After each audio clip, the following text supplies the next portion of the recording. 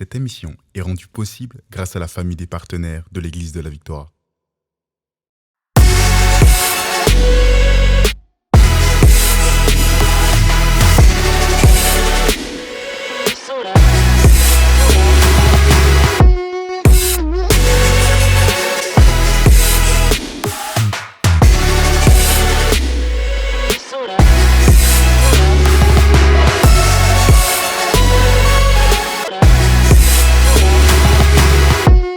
Bonjour et bienvenue à cette nouvelle édition de l'émission Né pour réussir. C'est une joie pour nous d'être avec vous aujourd'hui pour vous encourager sur le chemin du succès parce que Dieu en fait est concerné par votre succès, par votre réussite.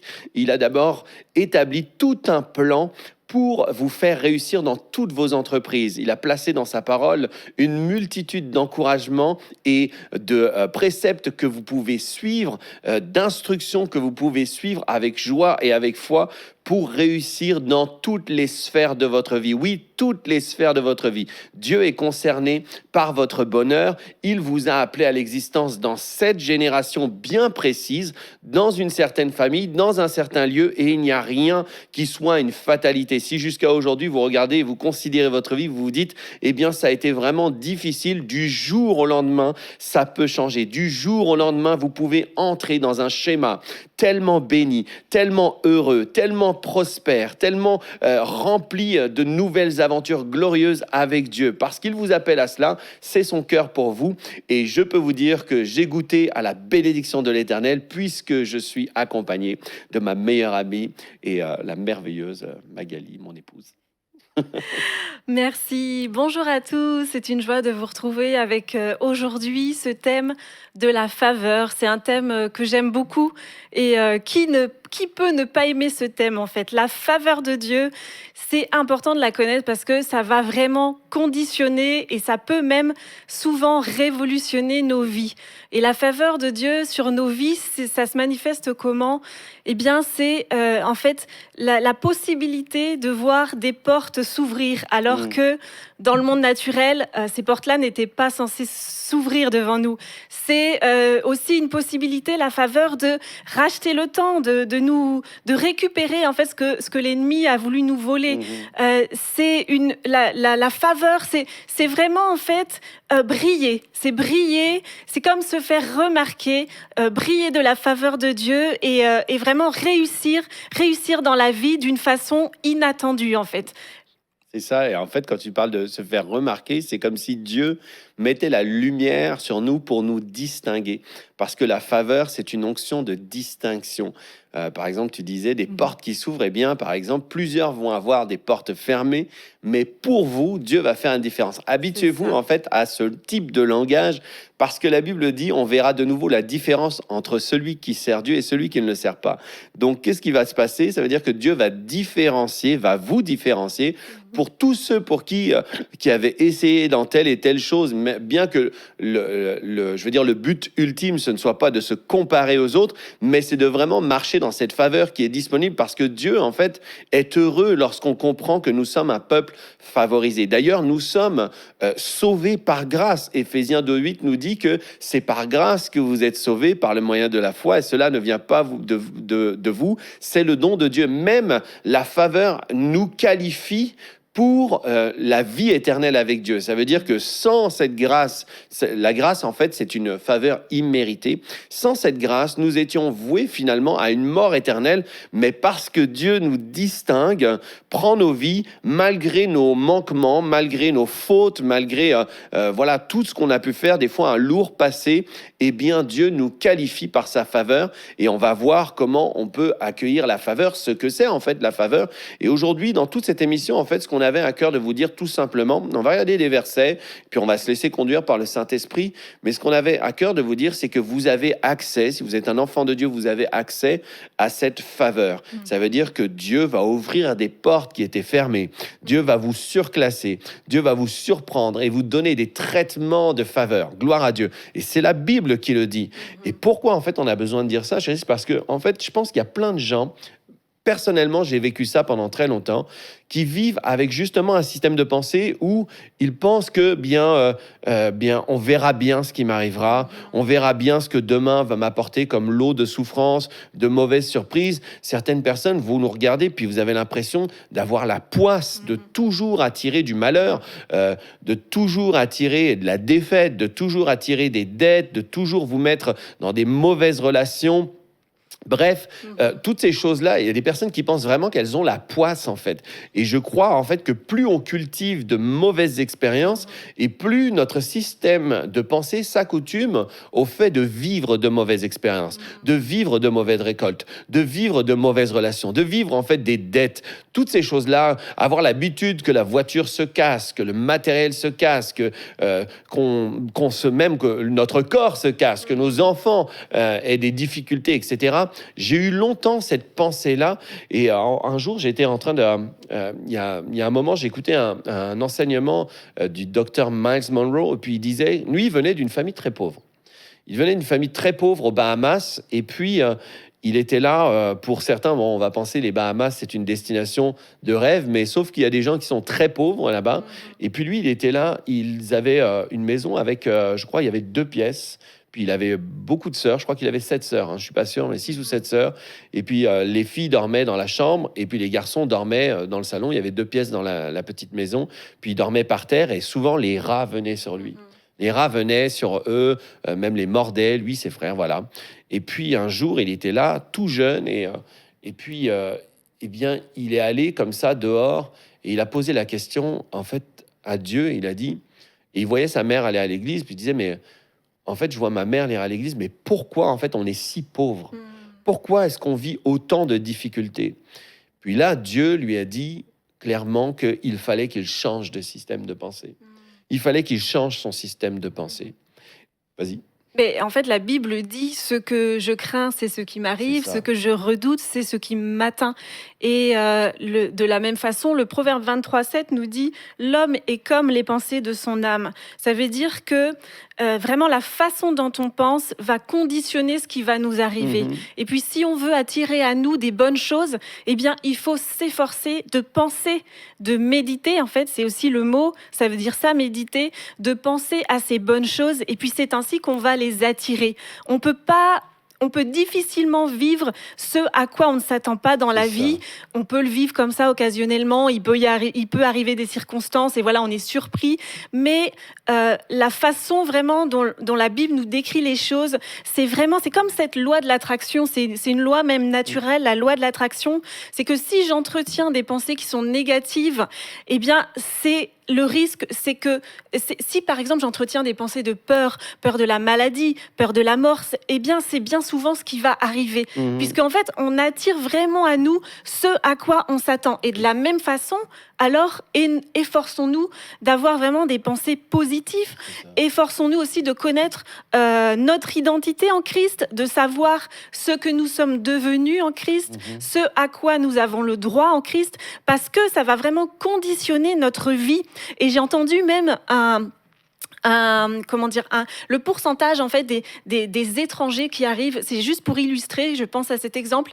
Il y a 80, je crois que c'est 80% des milliardaires aux États-Unis qui sont d'origine étrangère. C'est parce que souvent, mais on peut imaginer que pour beaucoup, l'Amérique, c'est un peu comme un Eldorado. Donc on parle du rêve américain. Voilà, c'est le rêve américain. Et puis les gens sont à l'étranger et puis ils s'imaginent que le jour où ils vont être aux États-Unis, là, voilà, ils vont devenir riches, ils vont réussir, etc.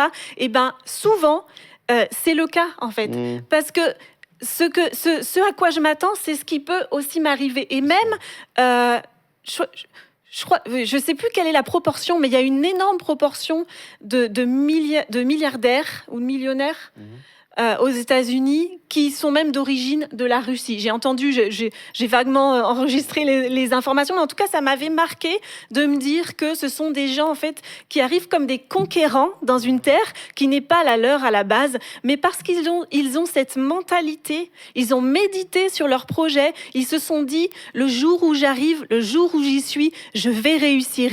Et ça, c'est ce qui a fait la différence entre quelqu'un qui est peut-être éventuellement déjà sur place et qui n'a pas pas cette vision ou cette soif de réussir. Et même, plus simplement, même entre deux candidats, par exemple, pour une offre d'emploi, si vous êtes en concurrence, par exemple, pour une offre, pour un emploi, avec une personne qui peut-être a moins de vision que vous, eh bien, vous allez attirer à vous, vous-même qui croyez que vous allez réussir, que vous avez la faveur de Dieu, eh bien, vous allez simplement attirer à vous la réussite et vous allez obtenir cet emploi. C'est la loi de l'attraction et c'est même une loi naturelle. C'est ça, en fait, ça existe vraiment. Et bien, quand on voit que on a la possibilité, comme tu disais, de changer notre système de pensée, eh bien, on va dans une certaine direction. Ici, on parlait par exemple, des étrangers qui viennent dans un pays, parce que ceux qui sont nés dans le pays, qui connaissent le pays, connaissent toute la routine. D'autres arrivent avec un rêve en se disant, c'est l'Eldorado, je vais y arriver, puis je vais démarrer une entreprise. Et regardez combien de personnes dans les pays, combien d'étrangers créer des entreprises, même ici au Canada. Combien d'étrangers arrivent puis démarrent des entreprises, démarrent des choses. Pourquoi? Parce qu'ils se disent, bien ici, j'ai entendu parler de la facilité de pouvoir démarrer, etc. Et on ne sait pas, des fois, peut-être que c'est juste une idée comme ça qui circule, mais eux arrivent en pensant que c'est possible. Vous voyez, même le peuple d'Israël a vécu cela. Comme il y avait tout un peuple qui devait donc quitter l'Égypte et arriver en terre promise, en Canaan, et Dieu leur avait dit, bien, vous allez posséder un pays, vous allez posséder ce territoire. Bien, il y en avait deux, Josué et Caleb, qui se voyaient vraiment et disaient, waouh, le pays, on va aller le conquérir, on va démarrer des entreprises, etc. Dieu leur avait dit, vous allez posséder des villes, des maisons que vous n'avez pas bâties, bref, il leur dit, vous allez prendre possession d'un pays, c'est-à-dire de son gouvernement, son éducation, sa restauration, etc. Et puis, il y en avait 10 sur les 12 qui avaient peur de démarrer, avaient peur de prendre possession, et à cause de leur système de pensée, sont restés, ils sont morts dans le désert. Toute une génération donc est morte dans le désert. Mais aujourd'hui, justement, on veut vous dire que si vous changez votre façon de penser, et je dis pas que ça va changer d'un coup, oui, il peut y avoir un déclic pendant cette émission, et je le crois, recevez-le, mais je crois aussi que c'est un travail de l'âme. Ça veut dire que de jour après jour, il faut nourrir ses pensées, comme ça prend des années. Je commençais en parlant aussi de moi, où pendant toute mon enfance, j'avais vu ma grand-mère avoir peur, mes tantes avoir peur. On avait cultivé la peur. Donc, on avait peur un peu de tout. On avait peur de la peur même. J'avais vraiment peur de la peur. J'avais peur d'avoir peur. Et pendant tout ce temps-là où j'avançais, eh bien, je commençais jamais je croyais que je pouvais vivre de très grandes choses. J'avais une pensée lointaine que je pouvais vivre de grandes choses, mais j'étais vraiment tétanisé par la peur et je me disais, non, en fait, dans notre famille, ce qui nous arrive, c'est du malheur. Et quand on cultive ce genre de pensée, eh bien, effectivement, c'est ce qui nous arrive. Parce que l'homme est comme les pensées de son âme. En fait, sa façon de penser, c'est ça qui l'attire. Eh bien, aujourd'hui, on veut voir la parole de Dieu, ce qu'elle nous dit concernant la faveur, parce que Dieu nous dit, je peux télécharger, mettre dans ton système de pensée la pensée de la faveur. Et il dit, je veux même te montrer à quoi ça ressemble. Si tu regardes dans la Bible et que tu vois que bien, Joseph, il trouva grâce aux yeux de l'Éternel ou aux yeux de, par exemple, son employeur, eh bien, on va voir qu'il va y avoir des fruits. La grâce, quand on voit le mot grâce, on peut le remplacer aussi par le mot faveur. Et lorsque la Bible nous dit je peux le lire pour vous, dans Romains 5, il est écrit, peut-être que vous ne comprendrez pas tout le verset, mais il y a une partie au moins qui sera facile à comprendre. Au verset 17, il est dit, si par l'offense d'un seul, la mort a régné, ça veut dire que Adam a chuté, donc la mort a régné, c'est-à-dire la malédiction a régné. À plus forte raison, ceux qui reçoivent l'abondance de la grâce, c'est-à-dire on commence à recevoir et cultiver que bien nous sommes favorisés. Il dit, ceux qui reçoivent l'abondance de la grâce et du don de la justice, régneront-ils dans la vie par Jésus-Christ? Ça veut dire que lorsque je reçois la faveur, lorsque je dis, bien en fait, ça c'est pour moi. Imaginez que la faveur, c'est un manteau. Okay? On va imaginer la faveur, c'est un manteau. Ça veut dire qu'avant, j'avais un manteau, ou on peut appeler ça un manteau de poisse, de malchance, et puis je le portais, puis à chaque fois, il attirait sur ma vie que si je présentais une offre, si je me présentais à un travail, j'étais jamais sélectionné. S'il y avait, on faisait un don spécial pour toutes sortes de personnes, c'était jamais moi qui l'avais. Si, par exemple, sur 5 personnes qui étaient là, c'était c'était ma voiture où il y avait un pneu crevé. Si, par exemple, il y avait du vandalisme dans le quartier, c'était ma voiture qui était détruite. Vous voyez, toutes ces choses-là, eh bien, ça, c'est un manteau de poisse. Et Dieu nous l'a fait échanger pour un manteau de faveur et croire que, regardez un peu comment la faveur distingue. Ça dit que 1000 tombent à ton côté et 10 000 à ta droite, tu ne seras pas Mm. atteint. Ça veut dire sur 11 000 personnes, toi, tu es la seule personne qui tient debout. Donc ça, c'est la faveur. Ça veut dire que Dieu fait quelque chose, une différence pour toi. Imagine, il y a 11 000 voitures qui sont cassées pendant les émeutes et au bout de la 11 001, c'est-à-dire ta Mm. voiture, elle reste intacte. Les maisons, il y a un ouragan qui passe, elles sont toutes cassées, atteintes. Toi, ta maison reste intacte. Tes enfants vont à l'école, les autres attrapent les virus et ceci et cela. Eux restent en parfaite santé. C'est une onction de distinction, c'est-à-dire c'est une puissance de distinction. Vous comprenez cela? Et regardez ce que dit la Bible. On va regarder ensemble. Il est dit ici, on va aller ensemble, on va regarder ce verset qui est assez extraordinaire, que je le retrouve. Il est dit dans Psaume chapitre 5 et au verset 13, Psaume chapitre 5 et verset 13, il est dit « Car tu bénis le juste », c'est-à-dire tu lui fais du bien. Ça veut dire tu déposes quelque chose de spécial dans sa vie. Tu lui fais des cadeaux même. Tu bénis le juste au Éternel, tu l'entoures de ta grâce ou de ta faveur Mm. comme un bouclier. Vous comprenez, quand il est écrit le mot bouclier, en fait, on parle d'une arme ou d'un instrument de défense, mais aussi un instrument offensif. Mm. Le bouclier, dans l'ancien temps, en fait, c'était pas juste pour se défendre, c'était aussi une arme pour attaquer. Donc, il dit, tu as pour toi quelque chose qui t'entoure, c'est un bouclier de faveur. Partout où tu vas, la faveur passe devant toi. Ça veut dire que tu vas aller dans un hôtel, tu vas vivre du surclassement. Tu vas aller au restaurant, on va te placer à la meilleure place. Amen. Toutes ces choses-là, quand on a commencé à vraiment le croire pour nous, maintenant, c'est devenu un réflexe pour nous. On va à l'hôtel, par exemple. C'est toujours quand même un entraînement, mais c'est vrai que plus on le médite, plus on le vit, plus on le croit et plus la faveur augmente. C'est vraiment comme une gymnastique C'est ça. des pensées, de l'âme, et puis qui se matérialise dans la vraie vie. Et en fait, c'est pour ça aussi qu'il faut vraiment essayer de ne pas regarder les circonstances. Parce que C'est ça. les circonstances réellement veulent nous faire regarder à elles, que ce soit la maladie. Oh, tout le monde est malade autour de moi, j'apprends tous les jours une mauvaise nouvelle, quelqu'un est malade, il y a des maladies graves, que ce soit par exemple dans le travail, ou dans une entreprise, le fait d'être en faillite ou des choses comme ça, la récession, tout ça. Vraiment, c'est très important de ne pas garder ces choses-là sur son cœur, dans sa tête, de ne pas méditer dessus, parce que vraiment, ce à quoi nous sommes appelés, c'est bien meilleur que ça. Et puis la faveur, c'est justement ce qui nous fait naviguer dans ces choses-là. C'est-à-dire, on passe au milieu, mais elles ne nous atteignent pas. La faveur, c'est quand nous-mêmes, nous avons fait une offre sur une maison. Déjà, c'était fou d'acheter. C'était une deuxième maison qu'on achetait. Je sais pas, mais on a déjà raconté un peu notre témoignage. Je sais pas si vous pouvez vous imaginer, mais on vient de loin, là. On vient de loin. On avait été des années locataires. Et puis, sincèrement, on n'avait jamais réussi à mettre un sou de côté, sincèrement. Mais on est arrivé donc à se positionner sur une maison.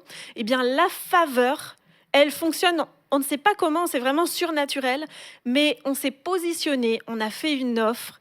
Il y a eu bien plus d'offres supérieures à la nôtre, mais la faveur a fait que c'est nous qui avons été sélectionnés. Mais pourquoi ? Ça ne s'explique pas, en fait. C'est vraiment la faveur. Et puis, ce qui est beau avec Dieu, en fait, c'est que, oui, ça, c'est le résultat peut-être de méditation. Tu as déjà raconté comment tu as pris du temps à méditer. Et puis, bien souvent, quand ça se concrétise dans le naturel, c'est que c'est le fruit aussi d'une méditation qui peut avoir commencé des années avant, en fait. Puis les gens, là, sont surpris de voir ce que vous vivez. Mais vous savez que le changement, il a eu lieu il y a bien longtemps. Et en réalité, si on revient à la base, le changement de nos mentalités, il devrait avoir lieu quand on donne sa vie à Jésus. En fait, ça devrait vraiment être là, le changement. Parce que donner sa vie à Jésus, si on revient aux bases, là, à l'essentiel, c'est comme un passeport pour la liberté, un passeport pour la vie bénie, pour la vie abondante, pour la plénitude. Jean 10, 10, on cite souvent ces passages-là, puis des fois, moi-même, c'est des passages qu'on a tellement cités que des fois, j'ai l'impression que c'est comme si j'arrive plus à réfléchir sur ces passages. Mais quand je m'efforce de le faire, eh bien, il y a quand même une dimension, une profondeur là que je veux vraiment acquérir pour ma vie. Jean 10, 10, ça nous dit Je suis venu afin que mes brebis, c'est-à-dire nous, aient la vie et qu'elles soient dans l'abondance. Wow. Est-ce que vous vous rendez compte? Et en plus, ça suit le passage qui dit le voleur ne vient que pour dérober, égorger, détruire. Mais moi, je suis venu afin que vous ayez la vie et que vous soyez dans l'abondance. Donc, on peut dire oui, mais c'est dans la vie éternelle, la vie au ciel. Mais pourquoi on parlerait du voleur? Là, ça concerne la vie aujourd'hui. Évidemment qu'on va être heureux au ciel et qu'on sera dans l'abondance. Mais c'est une promesse pour aujourd'hui déjà. Ouais. Moi, j'ai aimé ce que tu as dit quand tu parles du passeport. En fait, et c'est vraiment, quand on a donné notre vie à Jésus, c'est vrai qu'on n'y pense pas assez souvent, mais on a reçu un passeport. Le passeport, c'est quoi? C'est, on peut donner un passeport à quelqu'un qui a la citoyenneté, en fait. On ne peut donner un passeport qu'à une personne qui a la citoyenneté. On ne peut pas donner un passeport bien d'un tel pays si la personne n'est pas un citoyen. Bien sûr, on peut avoir plusieurs citoyennetés, plusieurs passeports. On peut, par exemple, nous, on pourrait avoir le passeport canadien et le passeport français. Dans certains pays, on refuse là. On va vous dire, non, vous pouvez avoir que tel passeport. Mais quoi qu'il en soit, lorsque nous sommes un enfant de Dieu, nous avons la citoyenneté. La Bible dit que nous sommes devenus des citoyens de notre patrie céleste. Et cela veut dire que nous avons des accès, en fait, sur la terre, une suprématie. Alors, ça ne veut pas dire qu'on va être arrogant devant les gens, etc. Mais le fait d'y croire, pourquoi c'est important? Le fait d'y croire, c'est associer notre foi dans la bonté de Dieu, associer notre foi à la paternité de notre Dieu. C'est-à-dire que Dieu est notre Père. Et lorsque je crois dans la faveur, en fait, je crois que Dieu va me faire des cadeaux. Je crois que Dieu va me distinguer. Je crois que si la situation paraissait impossible, Dieu va frayer un chemin.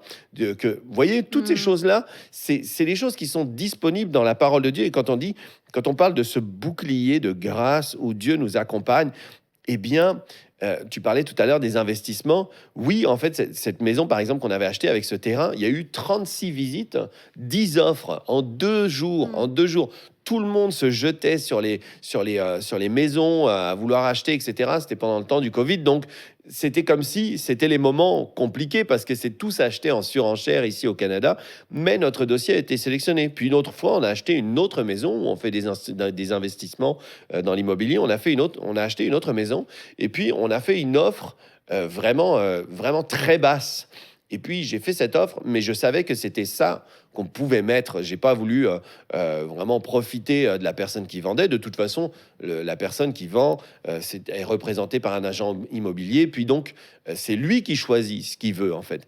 Et cette personne-là a eu plusieurs offres, des dizaines de milliers de dollars au-dessus de la nôtre. Et puis, à la fin, cette personne dit non, c'est eux, c'est leur dossier que je sélectionne pour l'achat de la maison. Et encore une fois, nous avons acheté une maison et nous avons revendu cette maison avec une grande plus-value. Mais vous voyez, la faveur, en fait, c'est pour que Dieu puisse vous distinguer, mais aussi que vous ayez des signes évidents que Dieu est avec vous. Dieu veut, par cette faveur, c'est comme si quelqu'un vous regarde et puis dit, oh là là, cette personne-là n'est pas tout seule, elle est avec Dieu. Il y a des gens qui vont vous regarder, qui vont dire, mais toi, tu as tellement de chance. Tu as de la chance parce que ça ressemble un peu à la chance, sauf que la chance, c'est hasardeux. La chance, ceux qui n'ont pas de chance vont se dire, bien, je suis une victime. Alors que la faveur, c'est une décision de foi. C'est une décision de foi. Vous voyez, dans le psaume 23, tu voulais dire quelque chose? J'ai toujours envie de dire des choses. Vas-y, pas me regarder. Non, mais vas-y. je n'ai pas de chance. En fait, je suis bénie. C'est ça. C'est vraiment ça la différence. Oui, exactement. Et puis, dans le psaume 23, on voit quelque chose d'assez particulier. Alors que j'étais en train de méditer sur ce psaume il y a plusieurs années, j'ai regardé vers la fin où il est écrit « Oui, le bonheur et la grâce ».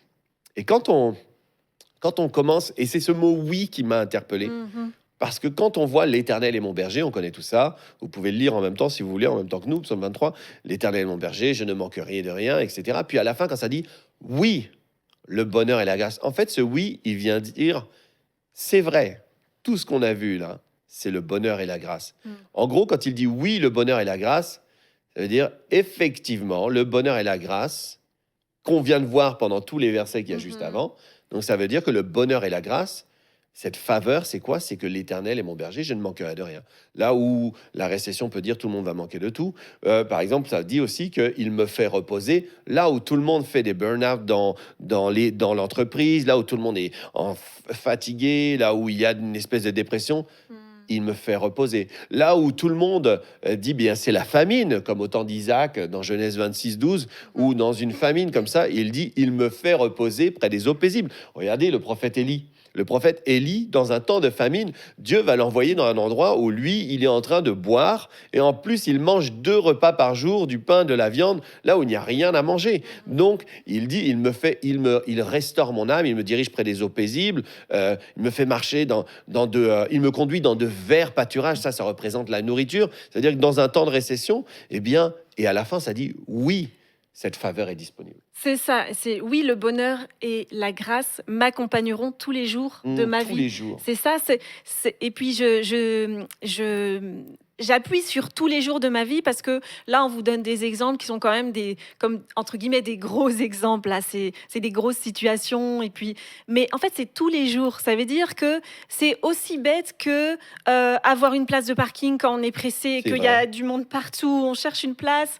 Et puis là, on l'a. C'est ça aussi la faveur. C'est des petites choses comme ça. C'est avoir la meilleure chambre dans un hôtel, être surclassé. C'est avoir, je sais pas moi, dans un magasin, avoir une offre vraiment inattendue là, et puis que d'autres n'ont pas. La faveur, elle est aussi là pour nous accompagner au quotidien, vraiment tous les jours de notre vie. Oui, et puis quand tu dis ça, ça dit aussi, moi j'aime ça, on va appuyer sur le fait de au quotidien.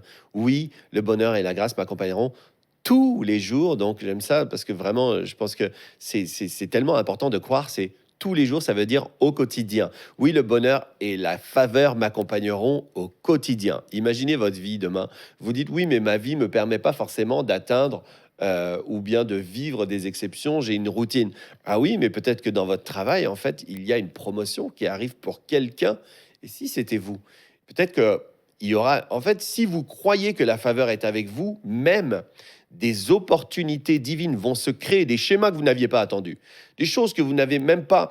Est-ce que vous croyez que, en fait, Joseph pouvait savoir que Pharaon allait faire un rêve? Il ne savait pas. Par contre, il s'attendait à la faveur au quotidien. C'était un homme qui était en attente, je veux dire, avec une expectative, c'était plus qu'une attente, c'était vraiment, il était aux aguets d'une opportunité pour manifester l'onction de surclassement. Écoutez bien, Joseph, quel que soit, il était dans la prison, il était chez Potiphar. Regardez, quand il a été jeté dans le puits, et puis qu'après, les Ismaélites sont venus, ses frères l'avaient jeté dans le puits, puis après, ils l'ont vendu aux Ismaélites, qui l'ont conduit en Égypte. Déjà, il est arrivé là à cause du rêve qu'il avait fait, où Dieu l'amenait à gouverner, eh bien, il avait toujours dans son système de pensée quelque chose qui disait, Dieu m'a montré par 2 rêves, il m'a montré qu'en fait, je suis vraiment la tête, je suis quelqu'un d'important pour lui, je suis quelqu'un avec qui il va faire de grandes choses. Et quand on l'a vendu aux Ismaélites, je l'imagine trop s'attendre à être sélectionné, même si c'est pour être un esclave, mais au moins, il devait se dire, parmi tous les esclaves, je sais qu'il y a une place pour moi supérieure. Quand il est arrivé, il a été pris par Potiphar, il arrive chez Potiphar, il voyait tous les serviteurs, mais Potiphar va l'établir comme chef de sa maison, puis Potiphar ne s'inquiétait même plus des choses de sa maison, il a dit, je te laisse faire. Et donc, il est devenu comme le chef chez Potiphar parce qu'il savait, il avait eu un rêve. Donc, il s'attendait toujours à la faveur. Quand il a été jeté en prison d'une manière injuste, il se retrouve en prison. Mais comme il savait qu'il était appelé à être encore supérieur, dès qu'il y a eu les chansons, le panetier qui ont été virés de leurs emplois auprès de Pharaon, et ils sont arrivés, eh bien, c'est lui qui est allé vers eux pour leur dire, voyez, je vois que vous avez le visage triste.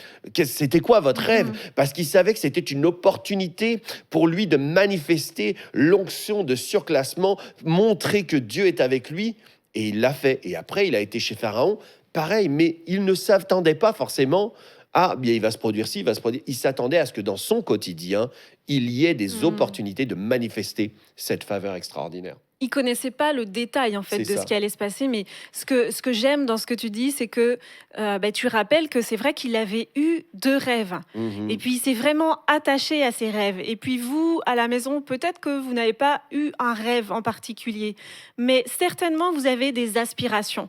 Et puis si vous n'en avez pas, cherchez. Parce que vous avez forcément des aspirations, peut-être un peu trop enfouies, mais vous allez pouvoir les ressortir. Ouais. Pourquoi c'est important? C'est parce que là, Joseph, ça lui a permis vraiment de traverser sa vie avec un succès incroyable quand on regarde par où il est passé. Vraiment, mais en fait, c'est vrai que ce succès-là, il le doit aussi au fait qu'il s'est attaché à ce premier rêve qu'il avait eu. En fait, il avait une vision. Il savait que Dieu lui avait parlé. Et puis vous, à la maison, c'est vraiment important, encore une fois, je le dis, de faire l'exercice d'avoir une vision pour vous-même. Comment est-ce que vous voyez dans quelques années? Si vous n'avez pas de vision, vous n'allez nulle part. Il faut avoir une vision. Donc, passez du temps à la chercher si vous ne l'avez pas encore. Et puis, si vous l'avez, écrivez-la. Écrivez la vision. Il faut écrire la vision et la regarder. J'ai vu que mon mari, dernièrement, a changé son fond d'écran de téléphone parce qu'il a une vision. Il a un objectif et il veut l'avoir toujours sous les yeux. Que ce soit le téléphone, le frigo ou peu importe. Mais si on oublie, en fait, on va rater la cible. Vraiment, c'est important d'écrire, de dire et puis de faire des actions en lien avec vers là où on veut aller. Même Dieu dit à Jérémie, écris la vision. C'est vraiment important de prendre ces choses-là à cœur, de les écrire pour pouvoir, une fois que ça s'est réalisé, avoir par exemple une date et pouvoir témoigner du fait que voilà, il y a tant d'années ou il y a tant de mois, j'avais cette vision en tête et aujourd'hui, j'y suis parvenue. Mais voilà, c'est ça. Dans ce que tu dis là, quand on parle de Joseph qui avait des rêves, et puis tu parles aussi d'aller chercher par rapport à vos aspirations, et tout ça, c'est vraiment bon, passer du temps, mais aussi, vous savez que comme Dieu parle, comme Dieu l'a dit en fait, qu'il bénit le juste et il l'entoure de sa grâce comme un bouclier, rien que ça, c'est une solide fondation pour croire que nous sommes favorisés. Vous voyez, on peut recevoir un rêve, on peut recevoir, et bien sûr, notre communion avec Dieu, comme tu dis, ça va vraiment aiguiser nos aspirations. Parce que si quelqu'un est là, puis m'écoute en ce moment et se dit, ah waouh, j'ai la faveur, donc forcément, bien, je vais devenir, par exemple, d'un coup, je vais m'inventer un truc, je vais me dire, ah ben, je vais être le patron de Airbus, par exemple. Je vais être le patron d'Airbus. En fait, il ne s'agit pas de croire tout et n'importe quoi.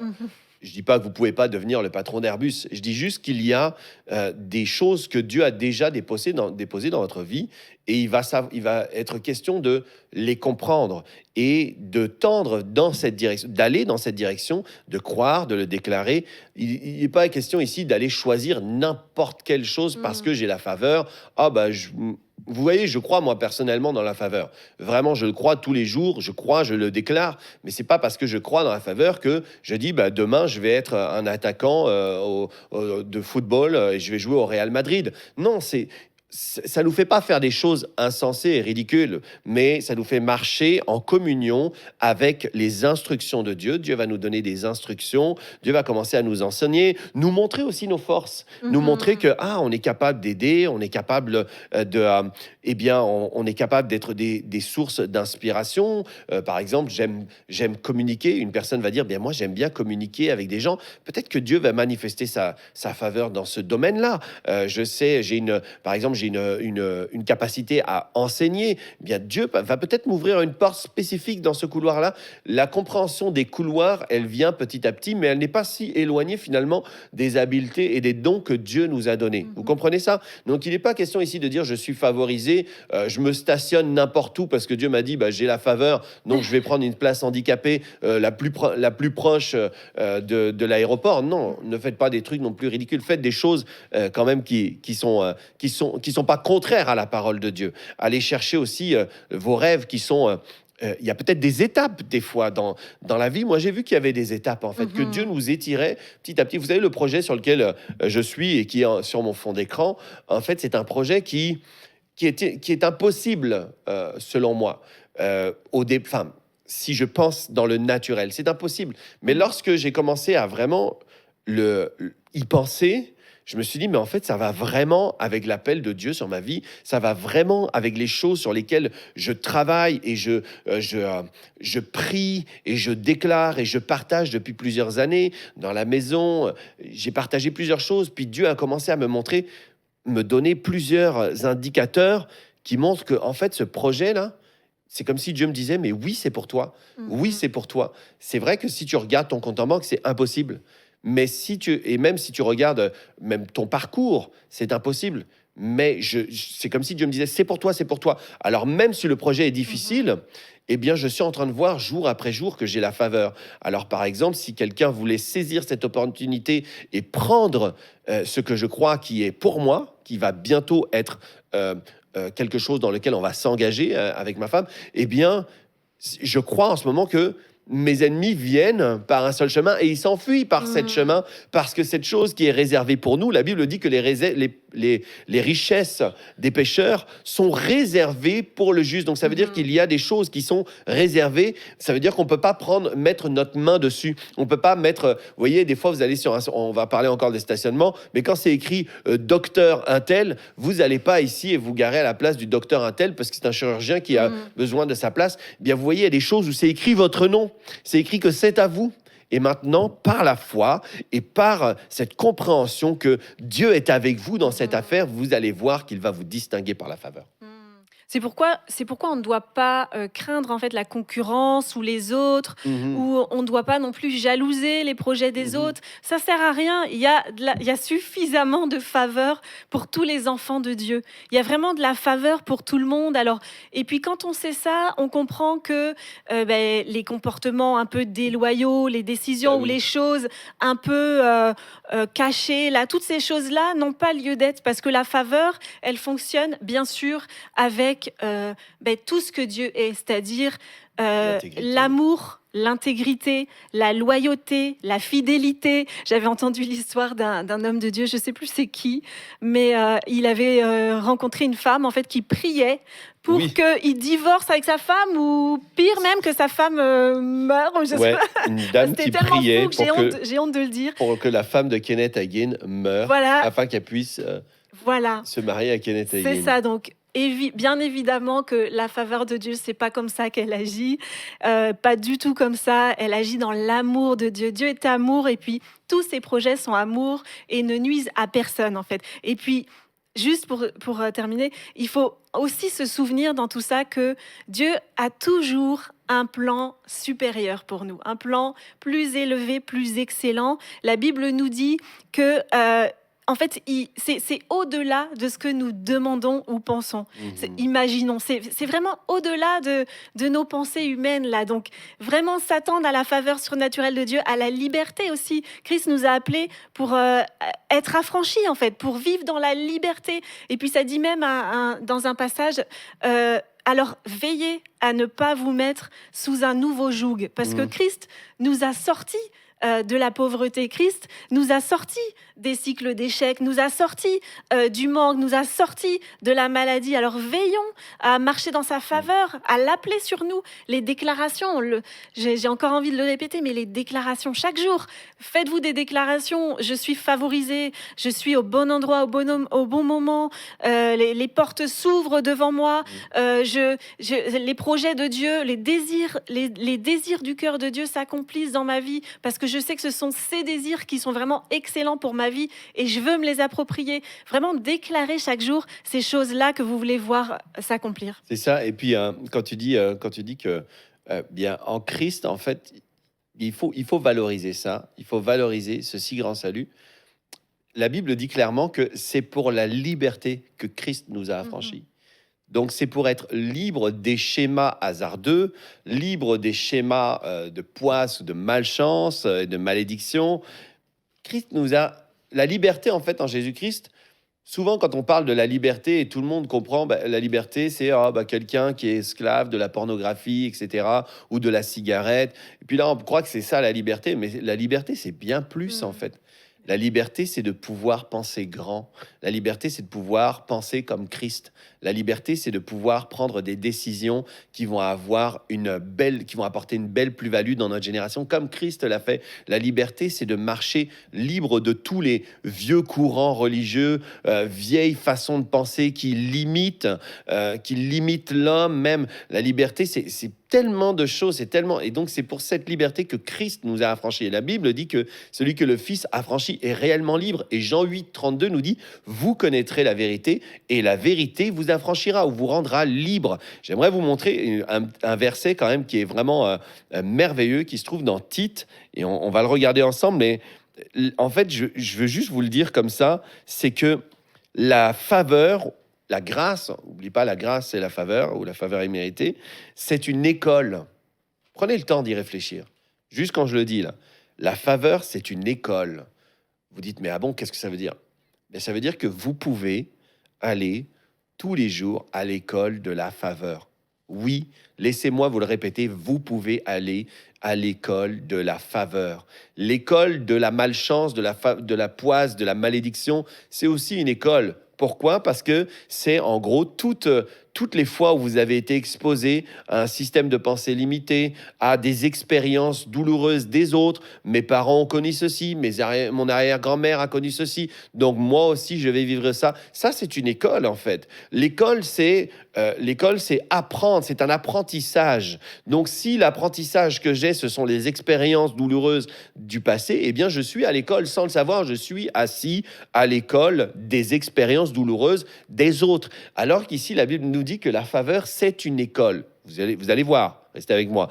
Tite, au chapitre 2, verset 11, il est dit, « Car la grâce de Dieu, ou la faveur, source de salut pour tous les hommes. » Waouh, il y aurait tellement à dire. C'est pour tous les hommes. Mais c'est une source. Ce n'est pas seulement un canal, c'est une source. Une source, un canal en fait. Bon, je vais pas expliquer ça, mais bon, parce que je veux pas perdre de temps. Mais ici, ça dit, c'est une source de salut pour tous les hommes. La grâce de Dieu a été manifestée. La grâce de Dieu a été manifestée. Verset 12, lisez avec moi. Elle nous enseigne. Elle nous enseigne. La grâce nous enseigne. Vous comprenez ça? La grâce est une école. Et maintenant, j'aimerais vous dire encore une fois ce que c'est que la grâce. La Bible dit que la loi a été donnée par Moïse, mais la grâce et la vérité sont venues par Jésus-Christ. Ça veut dire que la loi est quelque chose que l'on donne, des préceptes que l'on donne, quelque chose, des commandements pour lesquels il faut obéir, et puis on s'en tient à ce qui est écrit, alors que la grâce et la vérité sont venues. Ça veut dire que la grâce, c'est une personne. C'est une personne. Quand il est dit ici, verset 11, « Car la grâce de Dieu », et verset 12, « Elle nous enseigne », ça veut dire que c'est Christ qui est notre enseignant. Cette grâce, cette faveur qui nous distingue, qui nous surclasse, qui fraye un chemin là où il n'y avait pas de chemin, qui nous libère, parce que même ici, ça dit, elle nous enseigne à renoncer à l'impiété. Des fois, on va dire aux gens, renonce à ça, renonce à ceci, on met des poids comme si ça dépendait uniquement d'eux, alors qu'ici, c'est si je reçois la grâce, comme on l'a dit tout à l'heure, si je reçois la faveur.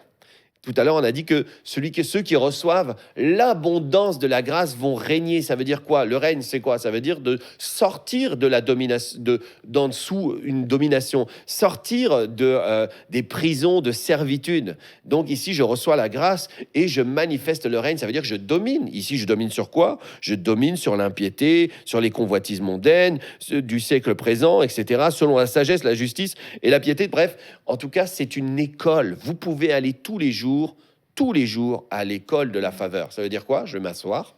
C'est quoi l'école de la faveur? Imaginez, le matin, vous vous levez. Voici comment aller à l'école de la faveur. C'est gratuit.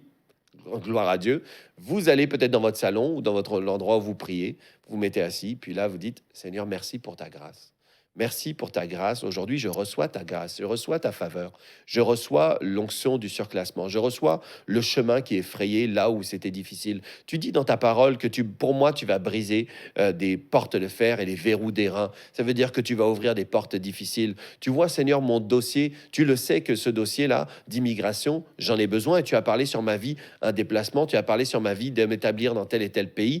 Tu m'as dit aussi que tu briserais des verrous d'airain, des portes de fer. Ça veut dire que même si, aujourd'hui il y avait des difficultés, à cause de ta grâce et de ta faveur, eh bien, mon dossier est sélectionné. À cause de ta bonté envers moi, et je m'assieds et je déclare la parole, et je le fais, vous savez, dans ma vie, même en chemin jusqu'ici, avec ma femme, on était en train de prier, et on déclarait vraiment qu'on a la faveur dans ce dossier qui est en fond d'écran sur mon téléphone, et on est là, on déclare qu'on a la faveur, que c'est notre dossier qui est choisi, que ça passe, que tous ceux qui sont connectés à ce dossier, dont on a besoin pour réaliser ce dossier, eh bien ces personnes-là ont la sagesse, ont eux-mêmes la faveur. Et je vais vous montrer un verset tellement puissant. Vous allez voir avec moi un verset extraordinaire. Je l'aime tellement. Il est dit ici dans Proverbes, chapitre 16 et verset 7. Prenez-le parce que je veux que vous puissiez, à chaque fois qu'on vous partage les versets, prenez-le. Vous devez les avoir pour vous et les connaître pour vous. Okay. Donc Proverbes, chapitre 16 et verset 7, il est dit: quand l'Éternel approuve les voies d'un homme, d'accord, c'est-à-dire le chemin qu'il emprunte. Okay, vous êtes en train d'emprunter un chemin, et Dieu voit que dans votre entreprise, vous avez décidé de faire telle et telle chose. Et quand il approuve les voies d'un homme, il dispose favorablement à son égard, même ses ennemis. Ça veut dire que même quand vous avez des personnes qui s'opposent à vous, des personnes qui étaient là, imaginez, des ennemis, eh bien ces personnes qui étaient peut-être mal intentionnées, qui étaient vos opposants, qui étaient même peut-être vos concurrents, imaginez dans le contexte que vous vivez. Ou bien, par exemple, quelqu'un qui doit juste mettre un tampon sur votre dossier pour dire « approuvé ». Et cette personne qui voulait toujours dire décliner, donc refuser, eh bien, il dit, quand il approuve vos voies, c'est-à-dire le chemin que vous empruntez, il va faire en sorte que dans le cœur de cette personne qui était un ennemi, il va disposer son cœur à vous favoriser, à vous faire du bien, à être un agent de promotion, à être une aide. Imaginez, un ennemi se transforme en aide pour vous. J'aurais pas le temps de vous montrer dans la parole toutes les personnes qui ont expérimenté ce genre de grâce. Nous l'avons déjà expérimenté, mais ça, c'est quand vous allez à l'école de la faveur, hein, on s'assied comme ça, eh bien, on croit que finalement, notre dossier va être sélectionné. Et moi, je déclare souvent, quand tu approuves les voies d'un homme, tu disposes favorablement tous ses ennemis. Cela veut dire que cette personne qui est en autorité pour signer ou ne pas signer, autoriser ou ne pas autoriser, eh bien je déclare qu'en fait, j'ai la faveur auprès de cette personne. Amen. Amen, amen. Tu voulais dire quelque chose? Je peux simplement dire qu'en fait, que même quand ton parcours te qualifie pas, la faveur vraiment te qualifie. C'est ça. Vraiment, c'est ce qui est beau avec toutes ces choses-là qu'on est en train de vous dire, c'est que c'est juste une question de disposition. C'est une question de disposition intérieure. C'est une question d'entraînement aussi, d'entraînement à penser, d'entraînement à croire, à déclarer, à prendre des actions aussi. C'est comme il faut aussi faire des pas. Il faut pas attendre que ça nous tombe tout cuit comme ça. Ça demande quand même de faire des pas, mais parce que la foi sans les œuvres est morte. C'est qu'on a besoin quand même de faire un pas. C'est comme, vous savez, quand on entre, on avance pour que les portes automatiques s'ouvrent, bien, il faut avancer pour qu'elles s'ouvrent. Imaginez-vous comme ça, la faveur aussi, c'est que il faut collaborer avec elle. C'est pas, ça arrive pas tout seul comme ça. Et puis aussi, si je peux donner une astuce aussi à laquelle je pense, une astuce, c'est pratique, c'est pratique oui et non. En fait, c'est que ce que vous voulez voir sur votre vie comme faveur, si vous la distinguez dans un autre terrain, si vous la distinguez sur des personnes, sur des ministères, eh bien, prenez le temps et prenez ce pas de foi de semer. Semer dans le terrain, par exemple, si vous voyez quelqu'un qui a réussi là où vous aspirez à réussir, eh bien, faites une offrande.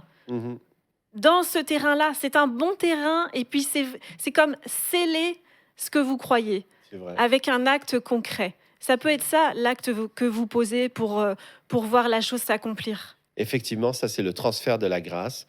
Dieu a déposé des grâces sur des personnes, et puis nous-mêmes, nous mettons cela en pratique. Par exemple, on a des amis, mentors, des personnes que voilà, on aime, et puis on valorise la grâce qui est sur leur vie.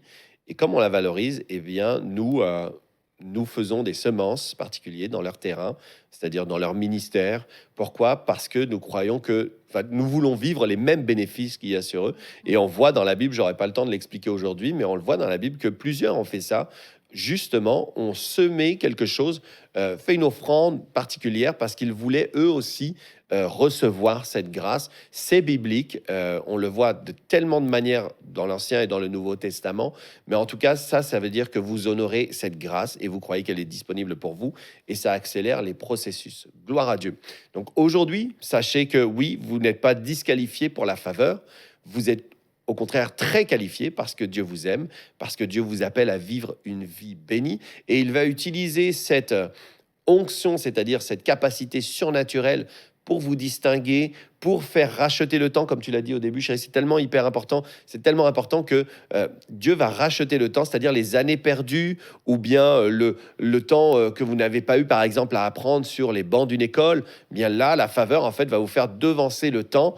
Dieu veut que vous puissiez collaborer, que votre vie, vous alliez à l'école de la faveur, c'est-à-dire aujourd'hui, quelque chose de bon va m'arriver. Que ce soit votre déclaration, votre prière, vous vous levez le matin et vous le croyez. Et vous commencez à imaginer votre journée prendre la tournure de la faveur.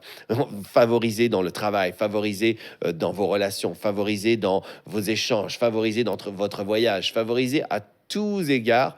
Alléluia, parce que nous sommes bénis et hautement favorisés. Gloire à Dieu. Croyez-le, c'est votre portion, c'est votre partage. Pour nous, ça a été vraiment un plaisir aujourd'hui de pouvoir vous encourager. Il y aurait tellement à dire encore sur la faveur, mais la parole de Dieu se suffit à elle-même pour vous enseigner. Nous croyons que vous allez vivre le meilleur de Dieu grâce à cette onction de surclassement et nous déclarons sur vous des témoignages glorieux, que Dieu vous fasse briller dans cette génération grâce justement à la distinction qu'il met sur votre vie par sa faveur. Et que cette grâce, comme disait l'apôtre Paul ou l'apôtre Pierre, que la grâce de Dieu vous soit multipliée. Vous êtes vraiment nés pour réussir. Écrivez-nous, racontez-nous vos témoignages et on se retrouve la prochaine fois. Vous êtes bénis par les messages révolutionnaires de l'Église de la Victoire. Prenez part à cette œuvre qui transforme des milliers de foyers en visitant dès aujourd'hui semer.ca. Devenez un partenaire mensuel ou un bâtisseur ou paramétrez vos dons de façon automatique en toute discrétion et sécurité. 100% de ce que vous semez sert à annoncer l'Évangile. Merci de croire avec nous. Semer.ca